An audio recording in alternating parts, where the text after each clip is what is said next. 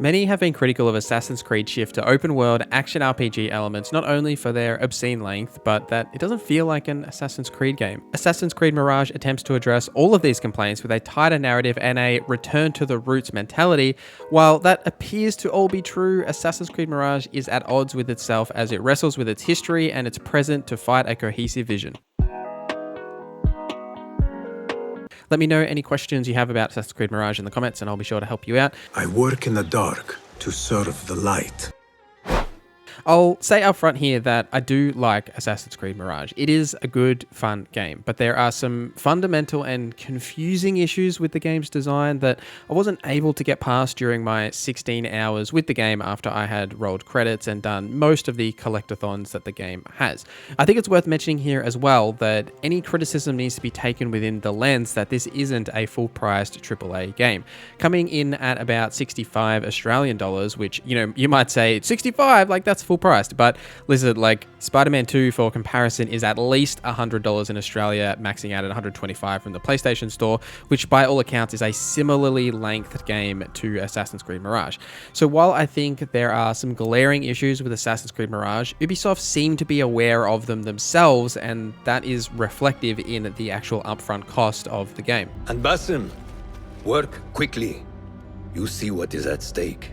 Assassin's Creed Mirage isn't the best looking game you'll play this year, and that's probably owed to the fact that it's also releasing on last generation consoles, but it is definitely one of the best optimized. Playing on my RTX 4090, I was consistently above 100 FPS throughout my whole playthrough at 4K and ultra settings, which is incredibly rare, and it's a great feat for a PC port, especially this year. Even if Mirage isn't the prettiest game you'll play this year, there is an incredible amount of detail in the city of Baghdad that gives itself like this really lived-in feel as the citizens sort of roam around and just have their coin purses hanging off their belt for some reason to be easily pickpocketed. But the Baghdad is a fantastic backdrop for an Assassin's Creed game, owing to its tight streets and buildings to climb and explore from, and Ubisoft have done a great job injecting color into what could otherwise be a pretty bland and beige world due to the sand-covered landscape.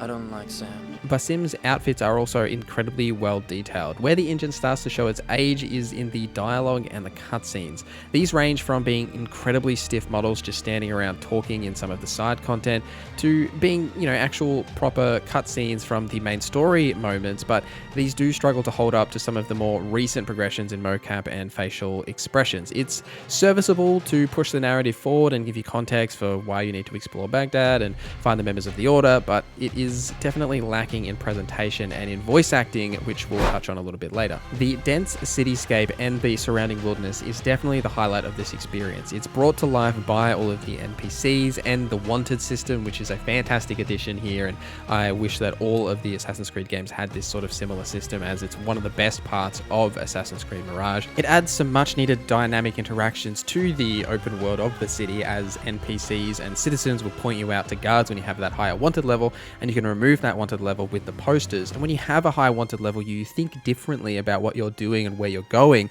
because you're worried of being spotted compared to when you don't have a wanted level and you can run around freely. This is also reflected in the different ways you can use the token system to interact with the citizens, say by bribing scholars or merchants, or asking a musician to distract guards, or asking mercenaries to fight the guards to distract them so you can get past. This is by far the best addition to the game, as it adds some additional complexity and depth to how you want to tackle the different scenarios that the game presents to you, as well as giving you options if you have enough tokens to use them in these scenarios compared to completing situations in different ways. But ultimately, it's once you start thinking about combat that things start to fall apart.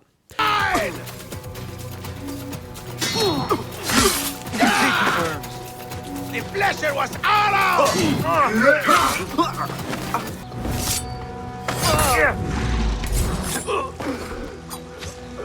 The combat is awful, like straight up. I don't understand it. It's sort of illogical in some regards. And I did speak about this in my preview video, that I didn't understand the point in upgrading weapons and armor if you can one-shot enemies, but I'd reserve my feedback for the review. And now that we're here, there is honestly no point to it. You can one-shot every enemy except the elite guards that only come out when you have maxed out your wanted level.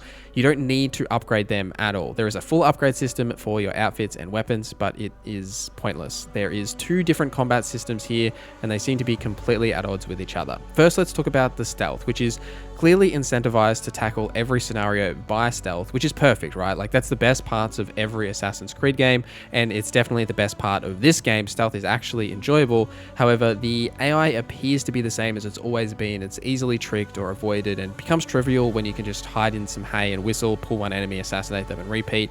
The 6 tools you unlock are actually incredibly fun to use and combo together to create some interesting scenarios. As you gain skill points, you will unlock all 6 of these, and that's the throwing knife, which you can kill enemies from range. You've got the noise maker, which can be used to attract enemies to a certain location. The smoke bomb is a great stealth tool to either activate stealth if you've initiated combat or just to hide in when enemies are nearby. The trap is like a proximity mine that will knock out enemies who walk over it. The blow dart is kind of like a worse knife in a way, like you can put enemies to sleep with it, but when you upgrade it, it actually does become valuable. These can all be upgraded via the same materials that you would use to upgrade your weapons and your outfits, and the tools are actually worth upgrading. Like they are tangible changes to the way the tools work. Like for example, you can turn your noisemaker into a literal bomb. They're fun to play with and manipulate the enemies like little toys that you can move around and knock them out and blow them up and do all sorts of things. It's a good time, and I found them to be extremely useful to avoid the more challenging combat and stealth scenarios, and a welcome addition to the stealth system. Now, as I mentioned, those one-shot assassinations are back, and you can assassinate literally every enemy except the elite guards when your want to level is at 3, but they only spawn when your want to level is maxed out at 3, so it's easy to either lower it or just prevent that from happening. You've also got the Assassin's Focused ability, which is just like a completely overpowered ability that makes some of these encounters even more trivial, as when upgraded, you can essentially wipe an entire room without having to actually do anything other than press a couple of buttons. If you do get seen and combat breaks out, this is where the issues really start to become apparent. The parry system that allows you to parry standard attacks to lower the target's stamina and then you can instant kill them is fun at first, but combat quickly just becomes standing around and waiting for that parryable attack. You parry, then you instant kill them, and then you wait for that next window. The parry window is also like gigantic. You can often be extremely late or early to even hit that parry and it'll still trigger, which removes the typical like risk versus reward factor of a parry system. It seems like it's there to add a little bit of complexity to the combat system while also making it quicker to kill enemies, as the actual combat system of light and heavy attacking is definitely not good. Now, if you do choose to just fight enemies with your light and your heavy attacks, the weapon damage only comes into play at this specific point when you swing your sword and your dagger, which you can do, but the animations here are pretty generic. They don't feel as weighty or as heavy as they did in Valhalla, which is interesting considering where this game comes from, which is from Valhalla. Enemies will also regularly interrupt your attack animations and just stagger you, and these attacks do pretty minimal amounts of damage to the unique enemy types, so there isn't really any point in doing this. And this is where you could upgrade your weapons, right? Like, you're probably thinking to yourself, well, this is why you upgrade your weapons. Cool. However, again, there isn't any point in doing this because you can completely cheese these encounters with your tools. The smoke bomb, for example, will allow you to re-enter stealth in the middle of combat surrounded by enemies, and you can just stealth kill all of them. Plus, if you've got the chain assassination skill, you can just chain those assassinations together, right? You can also use these tools like your traps to just completely knock out the enemies, or just use the blow dart to put them to sleep and then kill them. There is no reason or incentive in actually fighting any of the enemies, just straight up that you do come across. For me personally, this is just simply not good enough as a combat system, especially coming off Valhalla. Like, even if you do enjoy this combat system, which I'm sure some of you will, there is no incentive to fight enemies or take them out. There is no experience or actual rewards for killing enemies besides a couple of coins, which are actually worthless, as you'll never need them unless you choose to go to a trader and buy cosmetics or buy tools when you do run out, but there are plenty of loot chests around everywhere to replenish your stocks and gain coins anyway. Skill points are earned by completing contracts and main missions, and numerous times I found myself just running past enemies or encounters as there wasn't a reason to engage in them, especially once you've completed an objective in an area and the objective is then just to escape. You can just sprint out the front door, hide in some bushes until the enemies lose you, and then move on your way. There's no reason to continue engaging with those enemies or that area. I love progression systems, so I might be more critical here than others, but the reason you have these systems in games is to give the player some short-term term dopamine by, let's say, in this case, getting the materials and upgrade schematics that you find in the world, and the more important feeling that you are making progress. You're investing in your character. You're becoming a powerful assassin. But this system has no purpose. Like, there's no reason to take out enemies stealth or in combat. There's no reason to upgrade your outfits or your weapons. Yes, it increases the damage numbers. Yes, it increases your perk a little bit for your outfit, but it's completely unnecessary. And I didn't upgrade any of these throughout my entire playthrough. I only started upgrading outfits at the very end because I wanted to see if it actually mattered, and it doesn't. If you play Assassin's Creed Mirage as passively as possible, I think you will enjoy this system, right? The stealth here is good. I'm being extremely critical of the combat, but the stealth is fun. It just seems like there's some needless systems that have been carried over from Valhalla, or specifically designed mechanics for Mirage that are just like at odds with each other, from say the tools and their upgrade systems to pulling over the weapon and outfit upgrade systems from Valhalla. This is the work of the Order. This brings us to the story, and the story itself is pretty cookie cutter Assassin's Creed. There's an order, you need to find the members, they're all doing bad stuff, you assassinate them, you get the clue for the next target, rinse, repeat. This formula is core to Assassin's Creed, and I would like a little bit more nuance here, like just something that's a little bit different. Every order member is like completely evil, there's no room for grey here, and just a little bit of nuance here of like characters that, why are they so evil? Like, what are they actually gaining from this? Why are they doing what they're doing? Or even, not necessarily being just the most evil dude ever that's just murdering slaves, what have you. Like, surely there's some grey here where maybe there's a member who has joined these orders that isn't necessarily a bad guy. Like, I would just like a little bit more nuance and believability to these people that are supposed to be real people. It just feels like you're either good or you're evil, and there is no room for grey here. You're objectively the worst person in the world, or you're Basim who's trying to save the day. But also, Basim steals regularly from those good guys. You just can pickpocket every citizen around. Despite the fact that you're on a massive crusade to protect them all, you can just steal all their goods to help your own selfish needs. As a whole, the plot pushes you through the order members and you take them out as you typically would, but what I think is missing here is the reason that all of this is specifically occurring. Like, there are MacGuffins thrown around and visions in Basim's dreams, but they all fizzle out into a cloud of smoke as the meaning or purpose of them seemingly run off before anything is explained to you in a coherent manner. It's really just some talking to drive the plot forward to send you after the order, and then an obvious twist, and then it just kind of ends and you're like, okay. The first feather without a head. It is your duty to find the right one. The voice acting is also wildly inconsistent. Basim is fantastic across the board, great main character. I did enjoy actually playing as Basim as the assassin for this game, but the supporting cast range from okay to really bad. Roshan, for example, feels completely out of place in every single scene. Her voice actor is fantastic in movies and television and everything I've seen her in.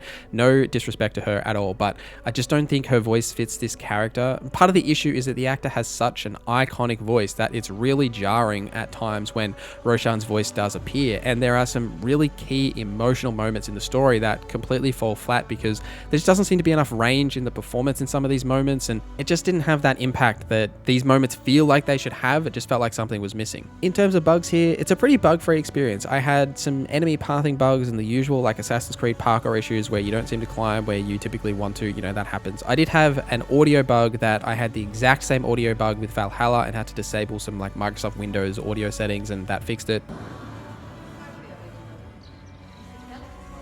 Overall though, it's a well optimized and virtually bug-free experience. I will also mention that Assassin's Creed Mirage does have a microtransaction store despite it coming in at that cheaper price tag. Here you can buy cosmetics, outfits and weapons, including the only lightning and fire weapons that are available in the entire game, but it's just worth pointing out that the store does exist here, same as it did in the previous Assassin's Creed titles.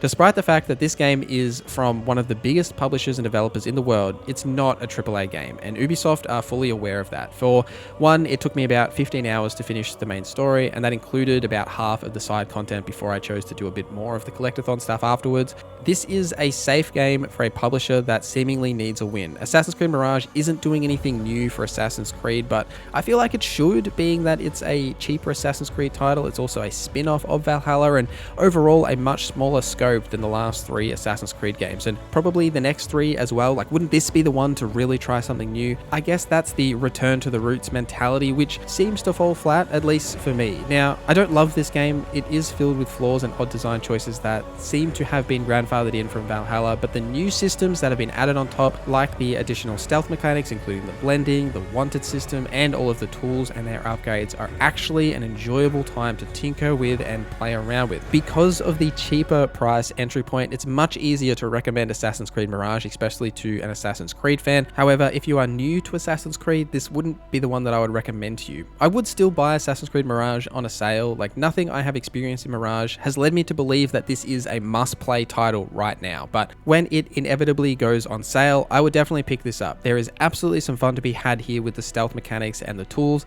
It's great to play an Assassin's Creed game again, but it's not worth it right now in my eyes. Let me know any questions you have in the comments down below. Thank you guys for watching this video till the end. Thank you to our members for supporting the channel. My name is NorZZa, and I hope you have a great day.